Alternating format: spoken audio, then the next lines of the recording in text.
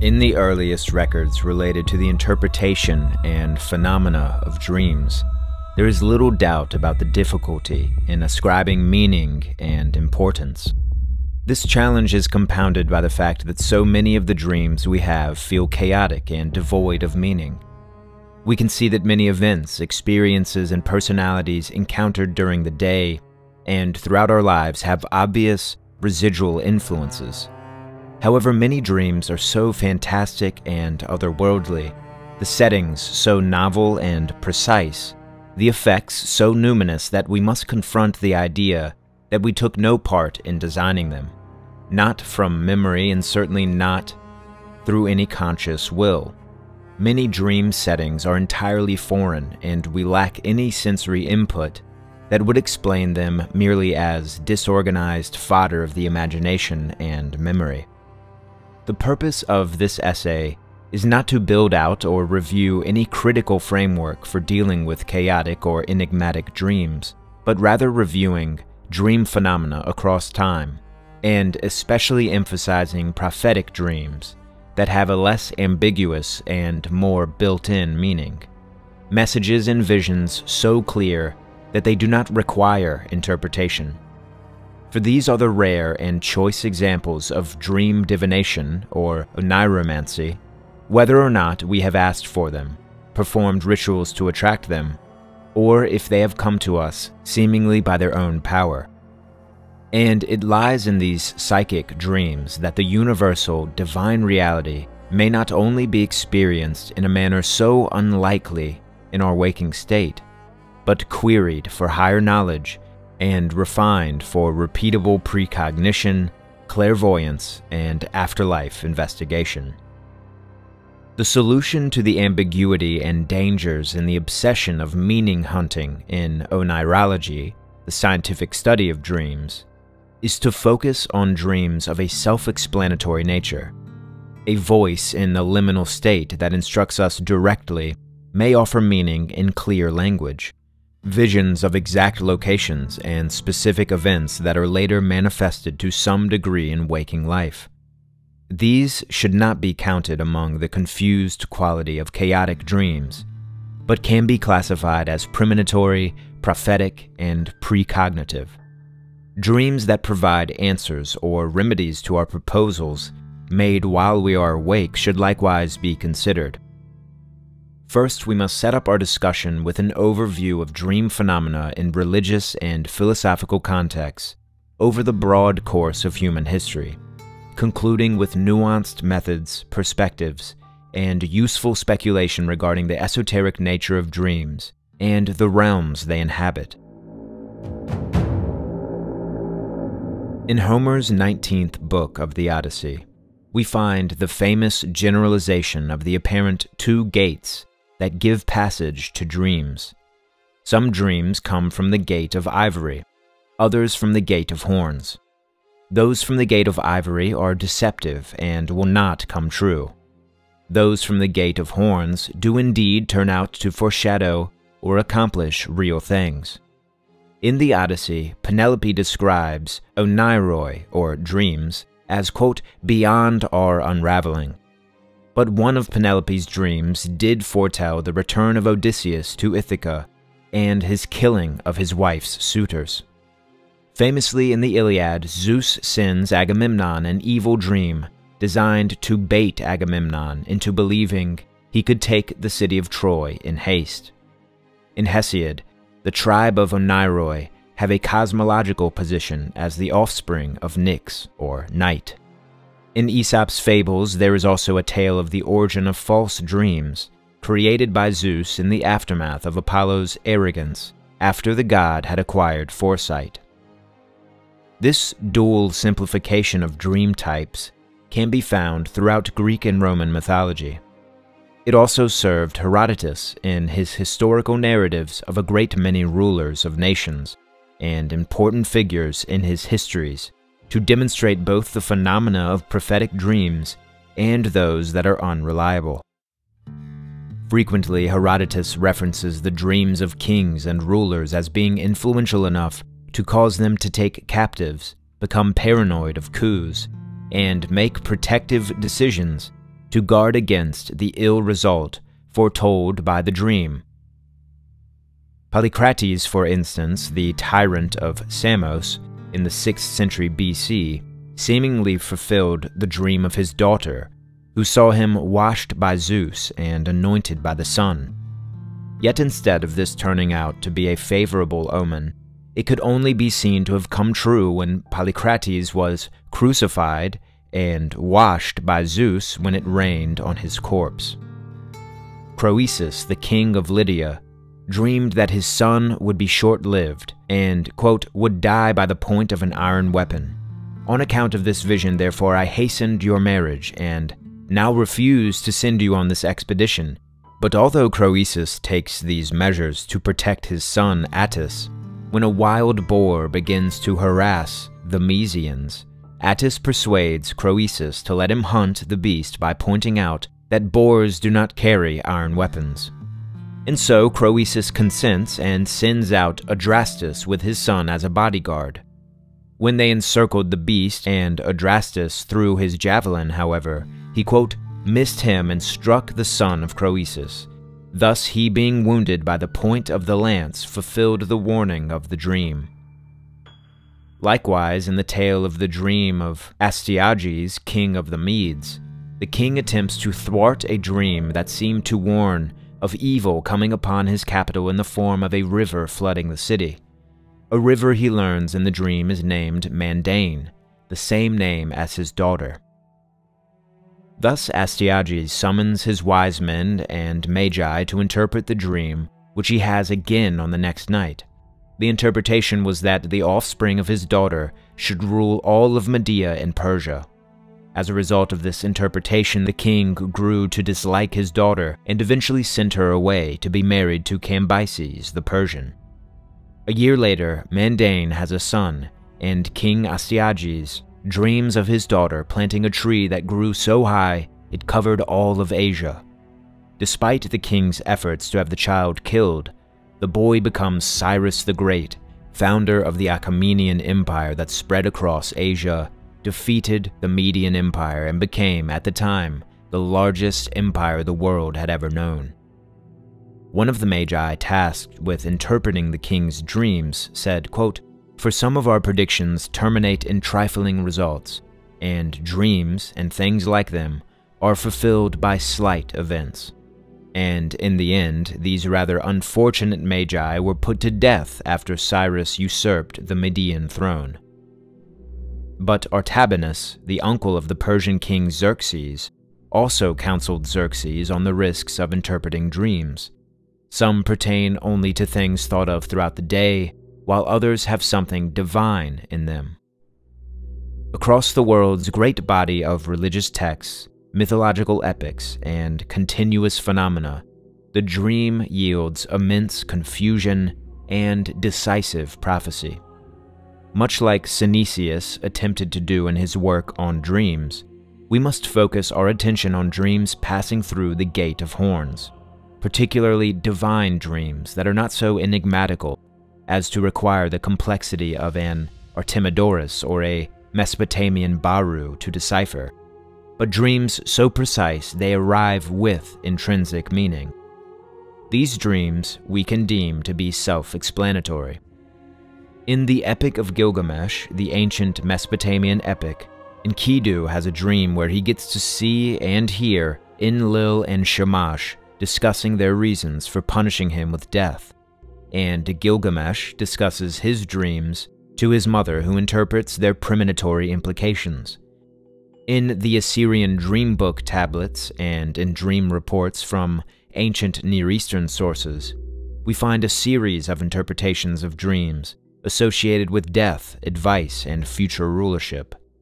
In a dream of Nabonidus, the king of Babylonia, Nabonidus is informed about a potentially apprehensive celestial conjunction, where he is assured by a man within the dream, quote, there are no evil portents involved in the conjunction.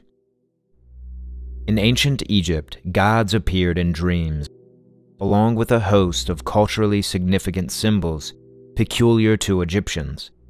In the apparently fabricated dream of Thutmose IV, The pharaoh's future rule is predicted after the prince falls asleep by the Sphinx, who spoke to him in the dream, quote, as a father speaks to his son.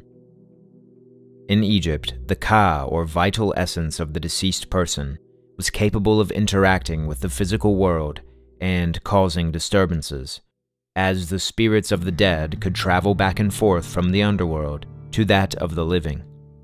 In the Cairo Linen Letter, around 2000 BCE, a widow writes to her deceased husband, asking his Ka why it has laid a hand on her, and pleas for her misery to be removed, with the spirit causing it. None of the beliefs about negative consequences associated with disturbing certain pharaohs' tombs would exist without the underlying assumption that some aspect of the deceased, some manifestation of phenomena, could act upon the living from the realm of the dead, even if that action came through dreams. In the centuries prior to the biblical David, the Hittite Empire ruled most of Asia Minor, from Upper Mesopotamia to the northern Levant around the 14th century BCE, and fell victim to a plague. Mursili II of the Hittite Empire inherited the consequences of the same plague that claimed the life of his father. In a prayer addressed to the storm god Hatti, Mursili II pleads that no more death come to those who offer bread and libations, and asks the god to let him know through an oracle, see, quote, in a dream, the reason why his people were dying. Excavations of the ancient city of Mari, located on the western bank of the Euphrates only a few miles from the modern Iraqi border, unearthed some 15,000 cuneiform tablets, in which we find more evidence for dream divination predating 1760 BCE, when the city was destroyed by King Hammurabi of Babylon. From this material, we find that the line of communication from the prophet or the dreamer to the king was not direct, but there were many go-betweens, and dreams could contain many omens, including the apparent likelihood of invasion from hostile neighbors. As well, we find on tablets that prophetesses in the temple, such as the Temple of Anu-Nitum, would go into trance before proclaiming the words of the god. Trance, frenzy, mania, and ecstasy were foundational characteristics of the ancient prophetic oracle, and are often preludes to the channeler becoming a mouthpiece of the gods. But as we have seen, the gods were not limited in their interactions with humans based on their states of being. Indeed, the practice of dream incubation, where a supplicant visits a sleeping chamber or a temple with the hopes to be healed through a dream, was quite popular among visitors to the temple of Asclepius, and likely for the Egyptians who queried Imhotep through similar means. In Aeschylus's Eumenides, the Furies sleeping in the temple at Delphi see the ghost of Clytemnestra and hear her speak. In Suetonius's The Lives of the Caesars, we get an anecdote of one senator Lucius Cestius dreaming of Augustus being, quote, carried up to heaven and sitting among the gods, shortly before Augustus's death. In Cicero's fictional dream of Scipio, Scipio Aemilianus is accurately told by his adoptive grandfather how old he will be when he dies.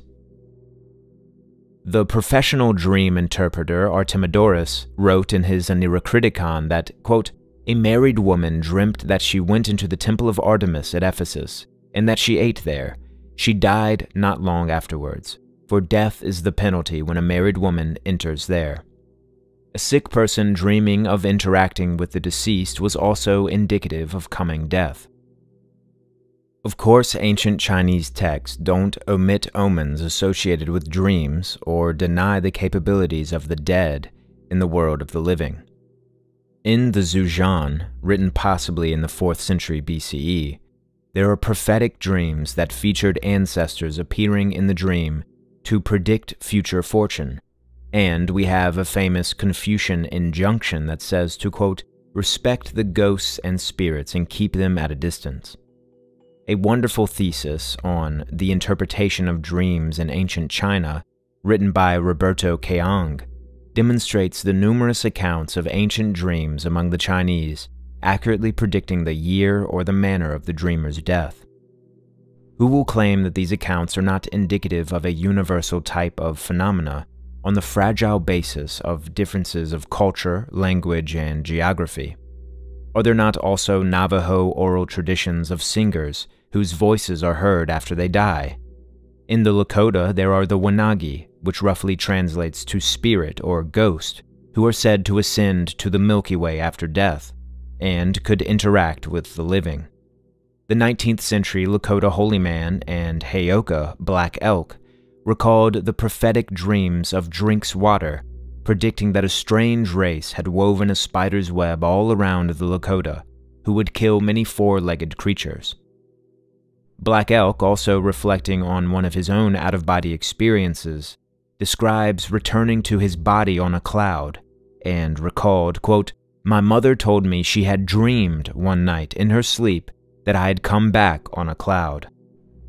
The physician and writer of Santee, Dakota descent, Charles A. Eastman, writes in his The Soul of the Indian of a famous medicine man, born on the Rum River in the 18th century, that lived to be over 100 years old, who earned great renown for the mysterious circumstances of his birth and his psychic prowess. Quote, "At the age of about 75 years, he saved his band from utter destruction at the hands of their ancestral enemies, by suddenly giving warning received in a dream of the approach of a large war party. The men immediately sent out scouts and felled trees for a stockade, barely in time to meet and repel the predicted attack. 5 years later, he repeated the service, and again saved his people from awful slaughter. There was no confusion of figures or omens, as with lesser medicine men, but in every incident that is told of him, his interpretation of the sign, whatever it was, proved singularly correct." Predictive dreams and activity attributed to deceased spirits can be studied separately, but there exists plenty of cases of overlap regardless of the particular tradition. The female Norse spirit companions, called Filias, could signal death through dreams and could also appear in waking visions to announce the death of others from a distance. But why, asks the Roman philosopher Cicero after listing so many premonitory dreams in his book on divination, quote, "go on seeking illustrations from ancient history." Indeed, dreams belonged to the entire human race, no matter the age or the era. Everyone dreams, but not everyone remembers. The unique variety of dreams and the degree of our lucidity in them differ from person to person, on a spectrum from never remembering dreams to building worlds in lucid dreams. The universality of oniric phenomena is the reason the Neoplatonist bishop Synesius of Cyrene suggested it had been neglected. Large egos and scammers always have less chance for special powers if their art is one everyone can learn simply by going to sleep. The 19th century French philosopher Camille Flammarion compiled thousands of contemporary anecdotes of dream and death phenomena. In Flammarion's reports given in The Unknown, many individuals had dreamed of loved ones within the hour or on the same night as their deaths. These have been categorized as crisis dreams, ones that occur when the stakes are as high as survival. Any parapsychologist worth reading should know of the mysterious interplay between the dream space and the so-called afterlife, and the waking world. In one instance, Flammarion includes a report of 3 sisters sleeping in a bedroom. One of the sisters wakes up and sees a shadowy but distinguishable form of their deceased mother leaning down and kissing another sister's cheek. That sister wakes up to proclaim that she had a dream of their mother being in the room and kissing her cheek. This same event was experienced by one sister as an apparition of the mother, and by the other through a dream. In one of Flammarion's reports, a factory owner is visited by one of his employees in a dream. The employee barges into the dream and repeatedly says he is not guilty of what he is accused of doing. The owner of the factory wakes up, returns to work to learn that the same employee from the dream had recently died from drinking a poisonous substance. People had already ruled the death a suicide, but considering what the employee said in the dream, upon further investigation, it was discovered that the poison was consumed by accident, and the employee had thought he was drinking whiskey. Flammarion doesn't pretend these phenomena were anything new or exclusive, but regarded them as, quote, mysterious phenomena, which seem to have been known in the world from its very highest antiquity. He retells a story of King James coming into England during the London Plague. The king apparently saw his eldest son in a dream with a bleeding cross on his forehead. The next morning, the king receives a letter from his wife telling him his son had died from the plague. Flammarion once recalled opening Cicero's On Divination, an ancient work replete with dream phenomena, and reading the following story. Two friends from Arcadia who were taking a journey together came to Megara, and one traveler put up at an inn, and the second went to the home of a friend. After they had eaten supper and retired, the second traveler, in the dead of the night, dreamed that his companion was imploring him to come to his aid, and the innkeeper was planning to kill him. Greatly frightened at first by the dream, he arose and, later, regaining his composure, decided that there was nothing to worry about and went back to bed. When he had gone to sleep, the same person appeared to him and said, "Since you would not help me when I was alive, I beg that you will not allow my body to remain unburied. I have been killed by the innkeeper, who has thrown my body into a cart and covered it with dung. I pray you to be at the city gate in the morning before the cart leaves the town." Thoroughly convinced by the second dream, he met the cart driver at the gate in the morning, and when he asked what he had in the cart, the driver fled in terror. In another place, Cicero recounts a story from the Stoic, quote, Simonides, who once saw the dead body of some unknown man lying exposed and buried it. Later, when he had it in mind to go on board a ship, he was warned in a vision by the person to whom he had given burial not to do so, and that if he did, he would perish in a shipwreck. Therefore he turned back, and all the others who sailed were lost. In the Torah, God spoke to Abram, Abimelech, and Solomon through dreams, and it was in a dream that Jacob saw his vision of the ladder of ascending and descending angels, and heard the Lord speak. Notice how vital premonitory dreams are in the New Testament, where Jesus' early circumstances are positioned and foretold through various dreams. Joseph receives a dream where the angel tells him not to be afraid of taking Mary for his wife, and foretells the coming and deeds of Jesus. The Magi are warned in a dream not to return to Herod. Joseph is warned in a dream of the danger of Herod and is told to flee to Egypt. Once Herod is dead, Joseph has another dream instructing him to return to the land of Israel, whereupon he is warned in a dream of Herod's son, and takes Jesus to the district of Galilee. Biblical scripture unequivocally asserts the existence of intermediary divine spirits, but equating angels and archangels to gods was unpalatable to early Christian authorities, despite their obvious resemblance in description and function.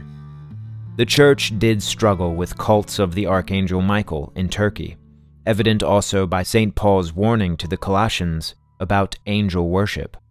Archangel Michael was, after all, credited with miracles, as in the famous legend of the miracle of Chone. This narrative, attributed to Archippus and later recounted by the Byzantine writer Simeon Metaphrastes, relates to a spring of miraculous water in Chone in Phrygia that burst forth just as prophesied by the Apostle John the theologian. In this story, a pagan who had a mute daughter visits the spring with hopes for a cure. Quote, "One day Michael appeared to him in a dream and said to him, 'Take your child to where the holy water appears, and by my name, if you believe, you will not come away grieving.' After the father obeyed and prayed as the Christians instructed him, he threw water on his daughter's face, and immediately she began to speak." But where this miracle relies heavily upon legend and serves the Church's interest as a reminder of the alleged Christian superiority over pagans. There is a far more modern dream phenomenon, experienced in the mountain village of Koronos on the Cycladic island of Naxos. The dreams began in the early 19th century, when 5 villagers had recurring dreams of the Panagia or the Virgin Mary. In the dreams, the Virgin Mary spoke to the dreamers and instructed them to dig into a nearby mountainside, where they would find a buried icon. As reported by Charles Stewart, quote, "After extensive tunneling, they found 3 icons in 1836. Incredulous state authorities accused them of charlatanry and brought a criminal case against them. When this case collapsed, officials confiscated the icons in the attempt to stop local people from continuing to dream and dig for yet more icons. In 1930, another girl from the village had a dream that led to finding another icon, which created a community excitement that corresponded with an ensuing outbreak of dreaming schoolchildren.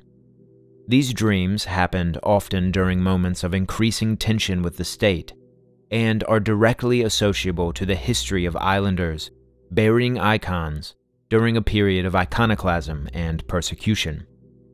This reason for the burials in itself came through the dream of one shepherd named Christologulus, where in 1835 the Virgin Mary appeared and told the story of an Egyptian family fleeing to the island of Naxos. It is worth noting that one of the schoolchildren who had dreams about the buried icons reported afterward that she, quote, "never again had any dreams worth mentioning." Dreams that produce physical and practical results serve as sobering reminders of utility and can allow us to receive such stories as the Alexander Romance and its prophetic dream of Pharaoh Nectanebo II with renewed curiosity.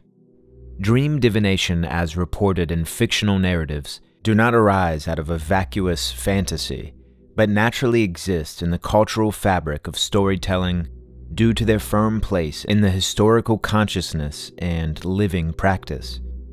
Take the profound Life of Apollonius of Tyana, as written by Philostratus in the 3rd century. The 1st century sage, philosopher, Pythagorean, and magician, Apollonius, frequently makes use of dreams for time-relevant information related to his travels, and he interprets the dreams of others. The very birth of Apollonius, who is depicted as an incarnation of the god Proteus, is blessed with a bolt of lightning and presaged by his mother's dream, which takes her to the place of his birth. Quote, "For just as the hour of his birth was approaching, his mother was warned in a dream to walk out into the meadow and pluck the flowers, and in due course she came there, and her maids attended to the flowers, scattering them over the meadow, while she fell asleep lying on the grass." Later in the story, the king of Babylon is visited by a dream that he interprets as a good omen, and claims the dream came true in the form of Apollonius's visit. In Greco-Roman magic, there were spells that relied on daemons to act out operations that included sending dreams to the practitioner's target. In the magical papyrus in Leiden, we find a spell for sending dreams from Ximenes of Tintera that threatens the daemon should it refuse to do the practitioner's bidding.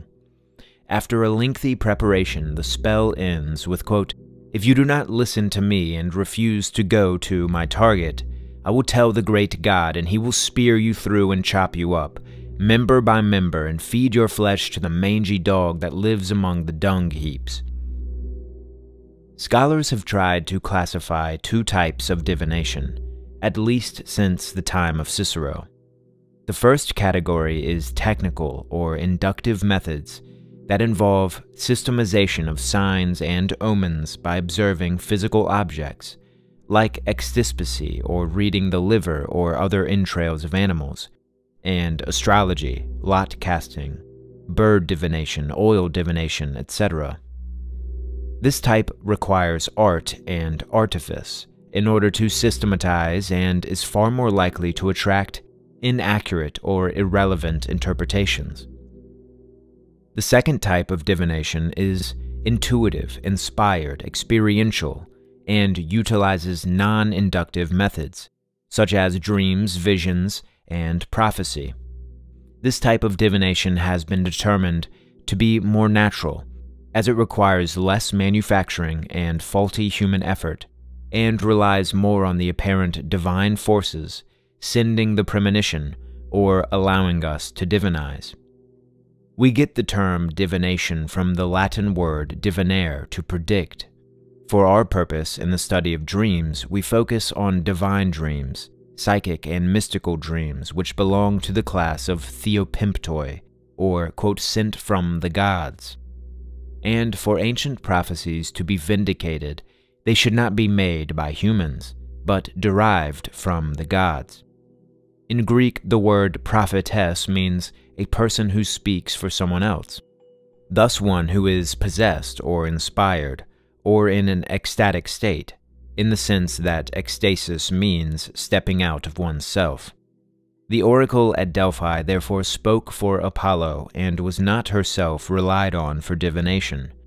Temples of dream incubation, like those of Asclepius or Amphiaraus, offered dreamers a possible glimpse into the future. The Greek historian and priest of Apollo, Plutarch, regarded dreams among the oldest of oracles, and recounted a tale of the Lydian Mardonius, who dreamed at a sanctuary of Amphiaraus of being struck in the head by a stone. He is later reported to have died from falling off his horse and hitting his head on a stone. The professional dream interpreter Artemidorus wrote a fascinating onirocritical book in the 2nd century titled The Art of Judging Dreams. This work is filled with artificial but traditional tools and methods of interpretation. Artemidorus lived among seers in various Greek cities and those in Italy and Asia Minor, and says he acquired every available book on the subject. Artemidorus divides dreams into the allegorical and theorematic, or direct. Quote, theorematic dreams are those which correspond exactly to their own dream vision. For example, a man who was out at sea dreamt that he suffered a shipwreck, and it actually came true in the way that it had been presented in sleep. For when sleep left him, the ship sank and was lost, and the man, along with a few others, narrowly escaped drowning. Another man, moreover, dreamt that he was wounded by a man with whom he had agreed to go hunting on the following day, and, as it happened, he set out with the man, and was wounded by him in the shoulder where he had been wounded in the dream. Posidonius of the 1st century BCE, the polymath Stoic, famously wrote 5 influential books on divination, though none of them survive. Nonetheless, Cicero presents the helpful view Posidonius had on the 3 ways dreams result from divine impulse. Quote, first, the soul is clairvoyant of itself because of its kinship with the gods. Second, the air is full of immortal souls, already clearly stamped, as it were, with the marks of truth. And third, the gods in person converse with men when they are asleep. And as I said just now, it is when death is at hand that men most readily discern signs of the future. This is illustrated by the story which I related about Calenus, and by Homer's account of Hector, who, as he was dying, prophesied the early death of Achilles. This idea of terminal necessity, or crisis dreams, is exhaustively explored in 19th and 20th century works such as Flammarion's The Unknown and Frederick Meyer's Human Personality and Its Survival of Bodily Death, among many others. The understanding that immortal souls of the air influence divine dreams is an ancient one, with no shortage of modern proponents and supporting anecdotes. Of the Pythagoreans, Diogenes Laertius says, quote, the Pythagoreans also assert that the whole air is full of souls, and that these are those that are accounted daimons or heroes. They are the ones that send down among men dreams and tokens of disease and health. They are concerned with purifications, expiations, and all kinds of divinations, oracular predictions, and the like. The Pythagorean school trained their disciples in the art of oniromancy and dream incubation, offering simple practices we can still put to use. Porphyry states that Pythagoras, quote, acquired expertise in the interpretation of dreams from the Egyptians, Arabians, Chaldeans, and Hebrews. What did the Pythagoreans do to create the conditions for prophetic dreams? His biographer, Iamblichus, tells us, quote, "In the evening, likewise, when his disciples were retiring from sleep, he would thus liberate them from the day's perturbations and tumults, purifying their intellective powers from the influxive and effluxive waves of corporeal nature, quieting their sleep, and rendering their dreams pleasing and prophetic." When the Pythagoreans awoke, they likewise lifted off the heaviness of sleep with harmonious strikes of the lyre and musical practice. The Byzantine Hellenist Gemistos Plethon, in his secret effort to revive Hellenism during the last phase of the Byzantine Empire, carries forward both the understanding of Hermes' role in dreams as the lord of the daimons and the place of aerial daimons in sending them to humans, praying in one place, quote, "And may you send us dreams from the gods for the sake of meetings with us, guiding our souls and raising us out of evils without suffering." For Plethon, the gods maintained through daimonic agents always the means and powers for souls to correct, to repent from falsities through worthy thoughts and behaviors. Dreams were but one of the signs that aided in these efforts of purification. And so Plethon prays, quote, "Inspire us kindly while we sleep, guide our soul in a dream to your company." One of the most influential and ancient sources for stories of dream divination are Cicero's 2 books on divination. In the first volume, Cicero writes mostly from the perspective of his brother Quintus, who takes an affirmative position on the whole subject of divination and presents arguments that are still used today. In the second volume, however, Cicero presents his more personal and skeptical approach to divination. Let us review some of the accounts of divine dreams given in Volume 1, and derive what value we can from Quintus's positive approach. In the first place, divination is at once deemed an, quote, "ancient belief handed down to us from mythical times, and firmly established by the general agreement of the Roman people and of all nations. The practice of reading into the future is explained as universally present among all nations, for Cicero is, quote, aware of no people, however refined and learned, or however savage and ignorant, which does not think that signs are given of future events, and that certain persons can recognize those signs and foretell events before they occur."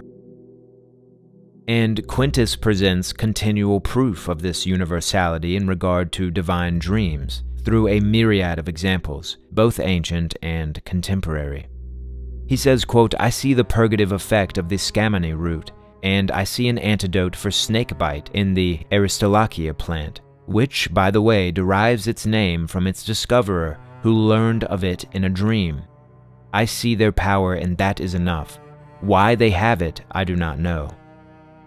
Quintus is conscious of his brother's skepticism about oniromancy and asks Cicero to imagine whether or not accidental scattering of pigments can produce a masterpiece portrait, or whether illustrious captains and kings who suffer shipwrecks should result in the denial of navigation as an art, or whether military science should cease to be studied simply because great generals have lost battles.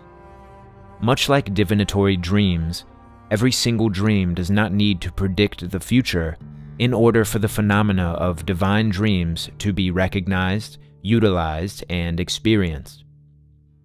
In the legendary story of Calenus of India, the Brahmin sage and gymnosophist who accompanied Alexander, as Calenus was being taken up to his funeral pyre and about to die, he welcomed death and proclaimed that his soul, quote, will find the light.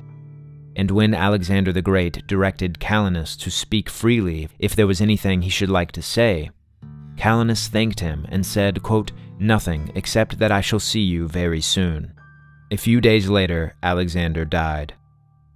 And though this is not a dream account, it illustrates the terminal necessity or crisis that often results in divination.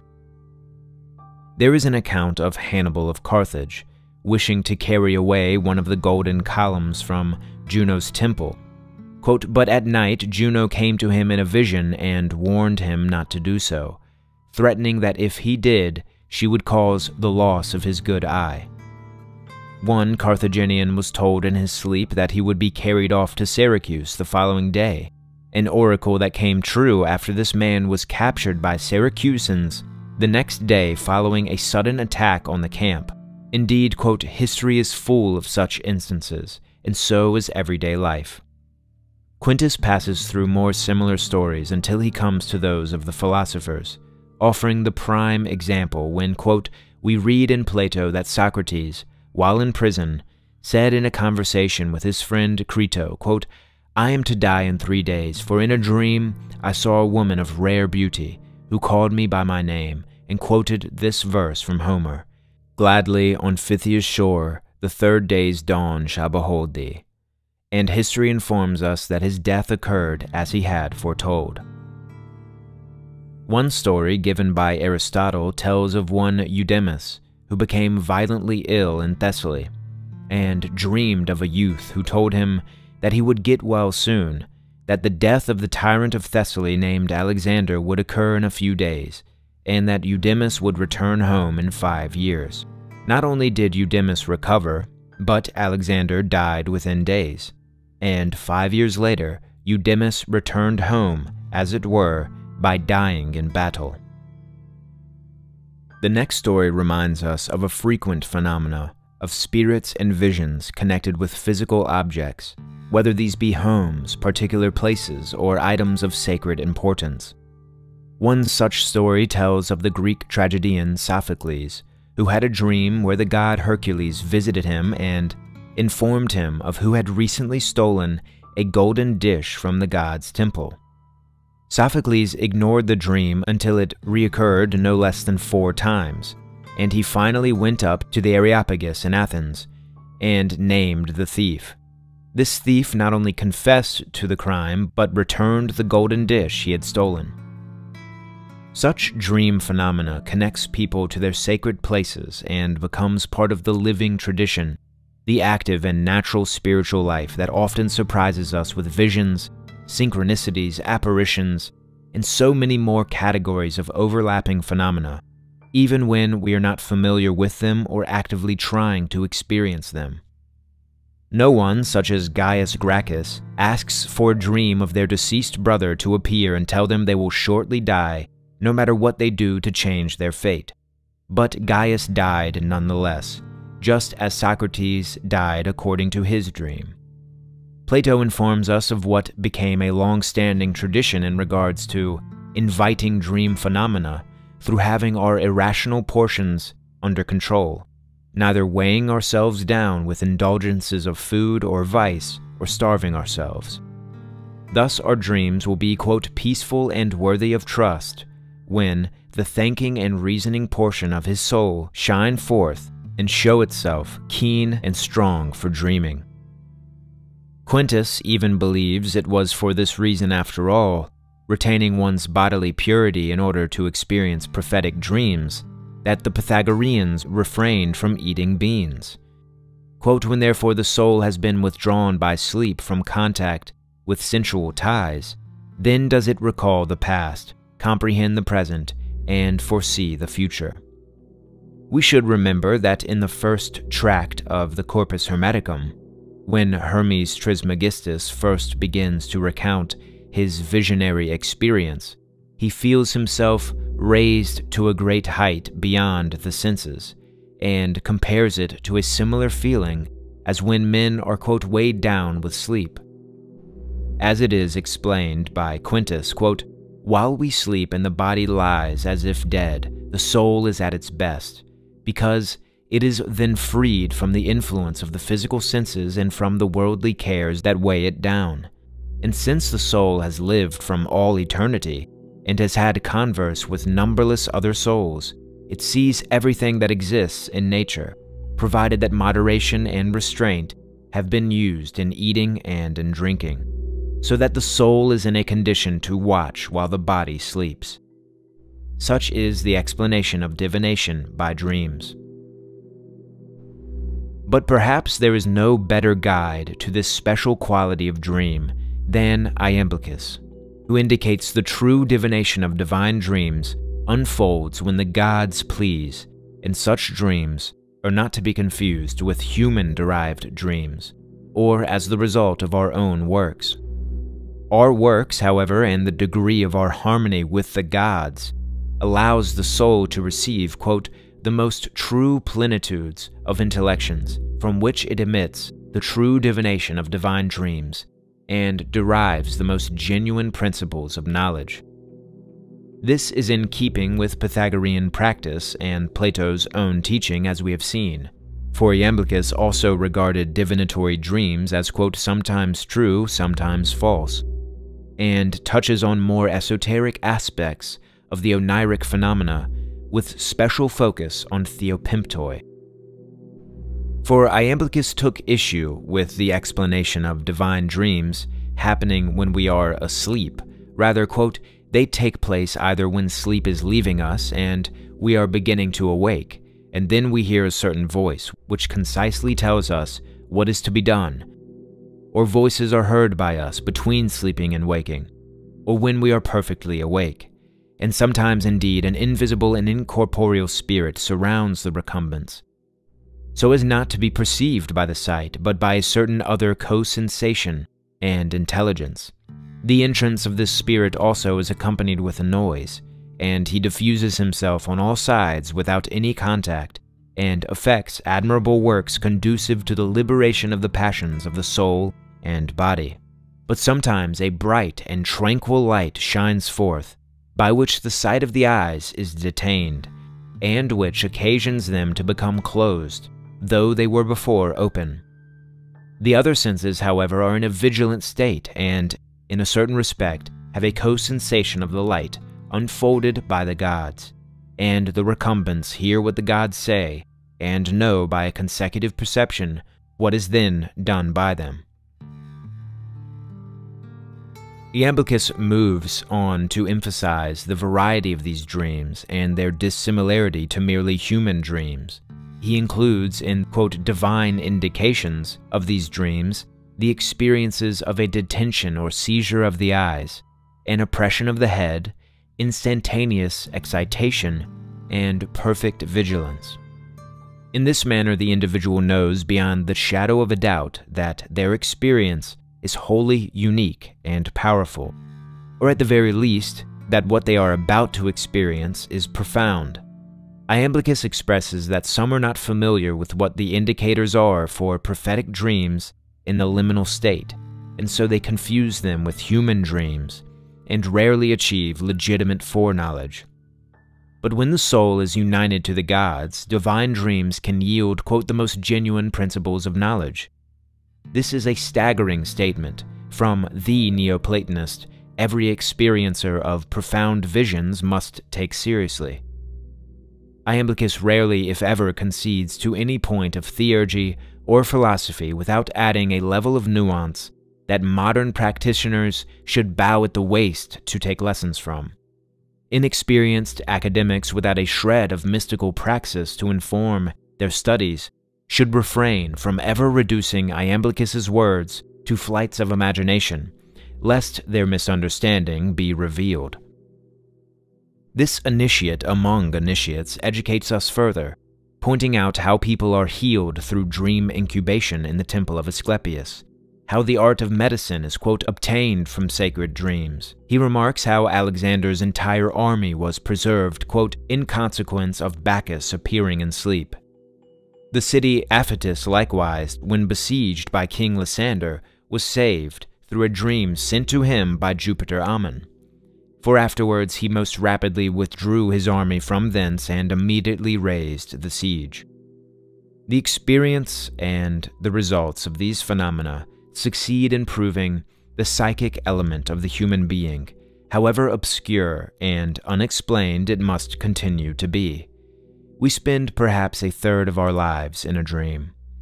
As much as our rare mystical visions occur in waking life, when they occur in dreams, they are likewise rare gifts. unless we train our lucidity and attention in dreams enough to foster more continuous experience. What greater intelligence is it that joins with us in these moments?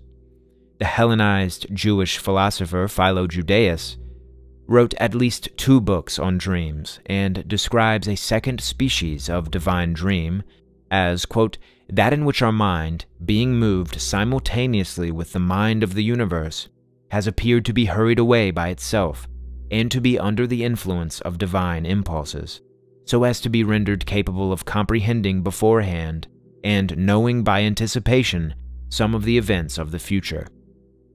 But as Philo offers insights into platonically informed interpretations of the dreams in the books of Moses, our final teacher offers initiatory tools to cultivate prophetic dreams with an original and experiential foundation.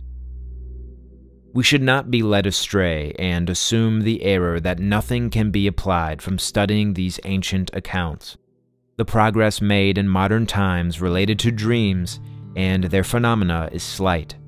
Our fragile paradigm of scientific materialist reductionism has failed to accept any of the ontological priors necessary to accelerate our understanding of spiritual consciousness. We must take up the torch ourselves. Parapsychology remains tragically underfunded and filled with cautious and underwhelming researchers. Meanwhile, little has changed in terms of the esotericists' realization of what divine dreams and theopemptoi prove through experience. From before even the times of Pythagoras, the sacred dream has been known among a learned few to offer glimpses of reality more real than the waking world. As one of the 19th century founders of the Society of Psychical Research, Frederick W.H. Myers put it, quote, one may even say that with the first touch of sleep, the superficial unity of consciousness disappears, and that the dream world gives a truer representation than the waking world of the real fractionation or multiplicity existing beneath that delusive simplicity which the glare of waking consciousness imposes upon the mental field of view. We come now to one of the few texts in the Western esoteric tradition more or less exclusively related to dreams, that serves both as a complement to our journey through historical experiences and offers new tools for dream development with special emphasis on phantasia, or what we call imagination. Synesius was born in Libya in the Greek colony of Cyrene around the year of 370 CE. He claimed Spartan descent and studied under the Neoplatonist philosopher and mathematician Hypatia, who famously died by being torn to pieces by a Christian mob in Alexandria in 415 CE. Hypatia was dear to Synesius and was a major source of his education. Although he later converted to Christianity and became the bishop of Ptolemais, his letters prove that he retained his belief in reincarnation, the pre-existence of the soul, rejected celibacy, and deemed the resurrection and many such Christian dogmas as allegorical. In his letter 154 to Hypatia, he explains how his book De Insomniis, On Dreams, was ordered and approved by God. Quote, it was all completed in a single night, or rather in what was left of the night that brought the vision ordering it to be written. There are 2 or 3 places in its argument where I felt I was another person and was joining the company as part of my audience. Synesius claimed his De Insomniis advanced doctrines, quote, which have not before been the subject of Hellenic philosophy. He begins with his belief that it is an ancient and Platonic practice to conceal more serious philosophy under the guise of a trivial theme, so that sacred knowledge achieved through great difficulty might not be defiled by the profane. He admits that this work is deliberately crafted in this manner, and often refers to prophetic and divine dreams as initiations, and speculates that many myths had their origins in dreams. Prophecy for Synesius is among the best of human pursuits, and he explains it as a result of the inseparable connection of all things in the universe, and likens the sacred signs in nature to different languages which different people may read with their different abilities. The universe feels and breathes as one, and since we are a part of the universe, it does not matter who or where we are. We can partake of that breathing and feeling whole to varying degrees, to the point that we may glimpse the future. Wise humans can learn to spy the kinship of seemingly separate things in the universe, as humans already have in our souls the forms of things yet to pass. The imagination, for instance, has the ability to simulate sensory inputs without those inputs being present to the senses. Synesius describes the imagination as prior to the senses and a, quote, holier form of sense perception.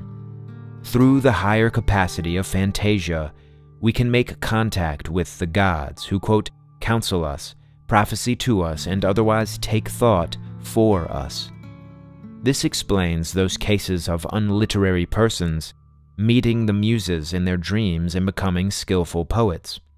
Incubative dreams show virtue not only through the foregoing of the ego as a prerequisite to the practice, seeing as we must make room for higher intelligence to prophesy to us or present a remedy, but sacred dreams may also lead people to a spiritual ascent who have never before taken this path. Synesius strengthens his points with extracts from the Chaldean oracles, where it is said, quote, to some he gave by teaching a token to grasp the light, others he impregnated with his strength even as they slept. Just as well, Synesius deems, in alignment with the oracles, that divination through entrails and the like are playthings and forbidden, whereas the imagination is naturally present to all human beings and serves as the universal instrument of divination already. In fact, quote, the imaginative pneuma is the most general organ of sense and the first body of the soul. The pneumatic body precedes the physical body and animates and empowers the senses as the primordial sense within us. It is the, quote, first special vehicle of the soul, and can be increasingly etherealized when the soul improves or densified when it clings to the earth. For even if we were to take away our physical senses, the pneuma remains intact, and ever more unconstricted as sleep or ascension frees it from the body, or as we purify our body so that it might retain its harmonious connection to it.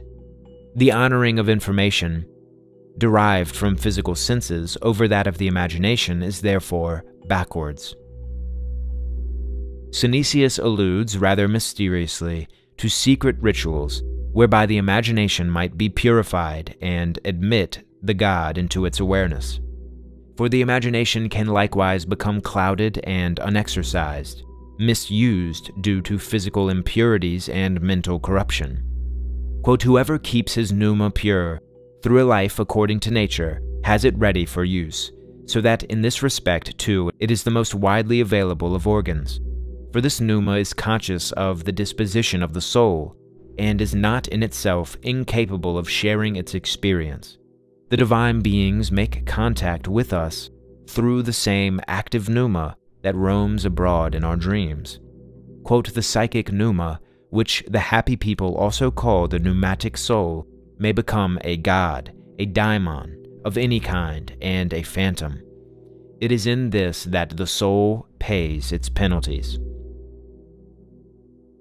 Synesius regarded the life after death as one more akin to the dream realm, and this was in accord with the oracles and ancient philosophy. He regarded the second life beyond this preparatory life as that realm where our soul will persist in a realm and around other souls that match ourselves in likeness. Should we continue to carry our downward tendencies after death and dwell in punishment, we may reincarnate into other lives in order to purify ourselves yet again for the ascent. Nonetheless, the soul chose to be born voluntarily into this kind of mortal slavery. whereas its original duty was to fulfill the purposes of universal nature. Quote, "The way to discover the status of a soul in a human is as follows. One whose imaginative pneuma is pure and well-defined and receives true impressions of things both in waking visions and in dreams probably has a promise, so far as the vehicle of his soul is concerned, of a better lot." In this manner, the individual prone to prophecy may interpret this gift as a promise of a greater chance at salvation, whereas those who err in this department indicate a different state of affairs. For those who would dream better must first be virtuous and pure in their imagination, and pray to God, and keep a night journal of the substance of their dreams to train their memory and remain in discourse with the pneumatic world. Quote, "This divination I claim to possess myself and to leave to my children. To practice it, one does not have to pack for a long journey or a voyage to foreign parts. It is enough to wash one's hands, keep a reverent silence, and go to sleep." This is all there is to it. Pray and even ask for a dream, and remain pure and attentive. It is a self-contained, self-initiating mystery, accessible to every human who should purify themselves and take the simplest of steps to build their pneumatic potential. Furthermore, quote, "Its simple do-it-yourself quality is very philosophical. Its unforcedness is pious. Its universal availability, its not needing some water or rock or chasm in the earth to inhabit, is the most divine feature of all." In conclusion, there are no semantic acrobatics or pseudo-sophisticated scoffing that remains to dismiss the universality of phenomena associated with dreams. This information is known in the heart, without rationale, without mediation. The sacred dream is a timeless treasure on the quest for the mysteries of consciousness, an experiential ground at once individual and universal. Quote, "So we must all apply ourselves to dream divination," says Synesius. "Woman and man, old and young, poor and rich, private citizen and ruler, townsman and country dweller, tradesman and orator. There is no gender, age, fortune, or skill that it excludes. It is available to everyone, everywhere, a prophetess always at hand, a good counselor, and discreet. It is both initiator and initiate, able to bring good news and lengthen the pleasure of it by anticipating the enjoyment, and also to give notice of trouble, so that we can guard against it and take precautions to fend it off." Thank you for liking and subscribing. If you would like to support American Esoteric and the research I do for the channel, please find the links below in the description. Be well.